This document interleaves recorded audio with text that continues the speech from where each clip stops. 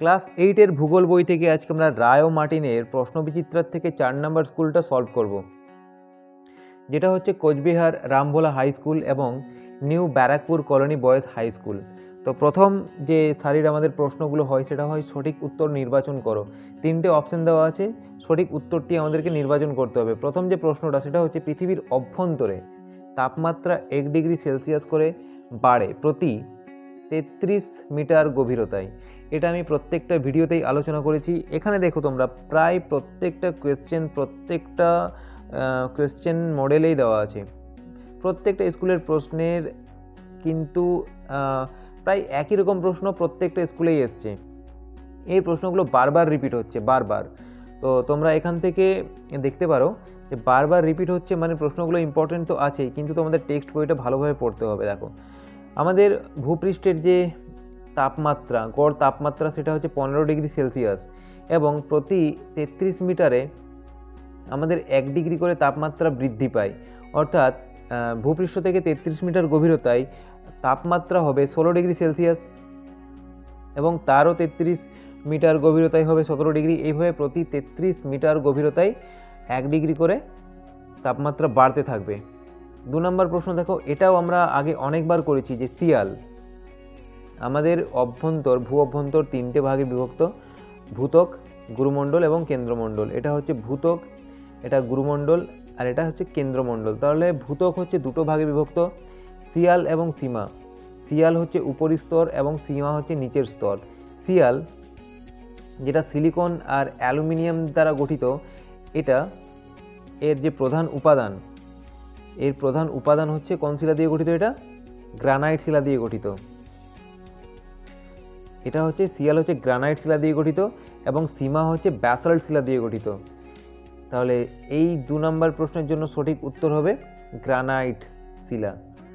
3 নম্বর দেখো, গুরুমণ্ডল ও কেন্দ্রমণ্ডলের মাঝে কোন বিযুক্তি রেখা অবস্থান করছে? তাহলে গুরুমণ্ডল আর কেন্দ্রমণ্ডল এর আগের স্কুলটিতেই এই প্রশ্নটা এসেছিল।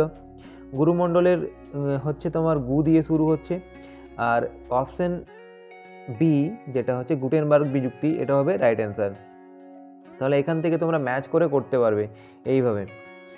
দেখো বাকি বিযুক্তি রেখাগুলো বলে দিই। কনরাড বিযুক্তি হচ্ছে শিয়াল এবং সীমার মাঝে, রেপিডটি হচ্ছে ক্রফে সীমা নিফে সীমার মাঝে, আর মোহ বিযুক্তি হচ্ছে তোমার ভূত্বক আর গুরুমণ্ডলের মাঝে। এখানে সঠিক উত্তর হবে গুটেনবার্গ বিযুক্তি। 4 নম্বর প্রশ্ন দেখো, মহাসাগরীয় ভূত্বক গঠিত। আচ্ছা, মহাসাগরীয় মানেই হচ্ছে সীমা। শিয়াল হচ্ছে মহাদেশীয় ভূত্বক এবং সীমা হচ্ছে মহাসাগরীয় ভূত্বক। তাহলে মহাসাগরীয় একটু আগেই বললাম কোন শিলা দিয়ে গঠিত হবে, মহাসাগরীয় হবে ব্যাসাল্ট শিলা দিয়ে গঠিত, আর মহাদেশীয় হবে গ্রানাইট শিলা দিয়ে গঠিত। তাহলে এখানে যেটা সঠিক উত্তর সেটা হচ্ছে ব্যাসাল্ট শিলা হচ্ছে মহাসাগরীয় ভূত্বক। পরবর্তী প্রশ্ন দেখো, পৃথিবীর ব্যাসার্ধ হলো, পৃথিবী একটা গোলাকার বস্তু। এই যে এটা হচ্ছে ব্যাস, তাহলে ব্যাসার্ধ হবে মাঝখান থেকে এতটা ভূপৃষ্ঠ অবধি। এখানে মাঝখান থেকে ভূপৃষ্ঠ অবধি যে দৈর্ঘ্য সেটা হচ্ছে 6370 কিলোমিটার। তাহলে পৃথিবীর ব্যাসার্ধ হচ্ছে 6370 কিলোমিটার, আর ব্যাস হচ্ছে তোমার 12757 হচ্ছে তোমার নিরক্ষীয় ব্যাস, 12757 নিরক্ষীয় ব্যাস, আর 12714 হচ্ছে মেরু ব্যাস। যেহেতু পৃথিবী একটা এইরকমভাবে তার নিরক্ষীয় অঞ্চলটা স্থিত আছে এবং মেরু অঞ্চলটা চাপা, এই জন্য দুটো দৈর্ঘ্য আলাদা পাওয়া যায়। 6 নম্বর প্রশ্ন দেখো, ক্রফেসীমা ও নিফেসীমার মাঝে আবার সেই ফেসিমা দুটোতেই রিপিট হচ্ছে, এই কারণে এটা হচ্ছে রেপিডটি বিযুক্তি। মহরভিষিক বিযুক্তি বললাম ভূত্বক আর গুরুমণ্ডলের মাঝে, গুটেনবার্গ হচ্ছে গুরুমণ্ডল আর কেন্দ্রমণ্ডলের মাঝে, আর কনরাড হচ্ছে শিয়াল ও সীমার মাঝে। 2 নম্বর প্রশ্ন দেখো, মানে 2-এর দাগে শূন্যস্থান পূরণ করো।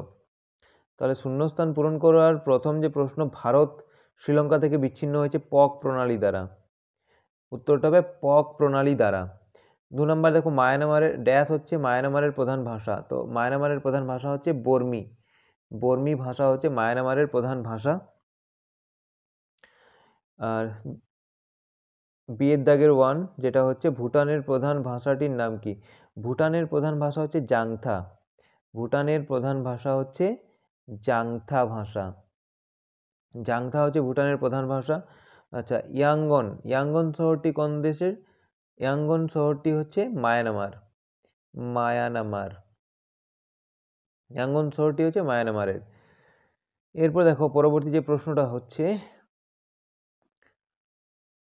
3 দাগের, পাকিস্তানের জলসেচ ব্যবস্থার সংক্ষিপ্ত পরিচয় দাও। আচ্ছা, পাকিস্তানের যে জলসেচ ব্যবস্থা সেটা হচ্ছে অনেকটা হচ্ছে খাল কেটে এখানে তোমার কৃষি জমিতে জল নিয়ে আসা হয়, এবং যে শুষ্ক এবং শুষ্ক প্রায় অঞ্চলগুলোতে কি হয় না, জল পৌঁছায় না, এই জন্য এখানে তোমার সুড়ঙ্গের মাধ্যমে পাকিস্তানের বেশিরভাগ জলসেচ তোমার জলধারাগুলো থেকে মানে সুড়ঙ্গ কেটে এখানে কৃষিক্ষেত্রে সেই জল নিয়ে আসা হয়। এই যে সুড়ঙ্গ কেটে কৃষিক্ষেত্রে জল নিয়ে আসার ব্যবস্থাটা, সেটাকে বলা হচ্ছে ক্যারেজ প্রথা। এছাড়াও তোমার সিন্ধু ও তার উপনদীগুলিতে বাঁধ দিয়ে জলাধার তৈরি করা হয়, এবং জলাধারগুলি থেকে একাধিক সেচ খাল কাটা হয়েছে। বেশিরভাগ পাকিস্তানের যে তোমার জলসেচ সেটা এইভাবেই করা হয়। তো এতটা লিখলে 2 নম্বরের জন্য যথেষ্ট, এটা তোমরা লিখে দিলেই 2 নম্বর হয়ে যাবে। তারপরে দেখো 2 দাগে সার্ক কি? তাহলে সার্ক হচ্ছে এমন একটা তোমার সংস্থা বা অর্গানাইজেশন বলতে পারো, যেখানে 8টি প্রতিবেশী দেশ মিলে একটা সুসম্পর্ক বজায় রাখার জন্য, নিজেদের মধ্যে সুসম্পর্ক বজায় রাখার জন্য, শান্তি, স্থায়িত্ব এবং অর্থনৈতিক প্রগতির জন্য সার্ক নামক সংস্থাটা স্থাপন করেছে। সার্কের সম্পূর্ণ অর্থ হচ্ছে south Asian association for regional cooperation, যেটা 1985 খ্রিস্টাব্দে 8ই ডিসেম্বর বাংলাদেশের ঢাকা শহরে স্থাপন করা হয়, এবং এর বর্তমানে সদর দপ্তর হচ্ছে নেপালের রাজধানী কাঠমান্ডু।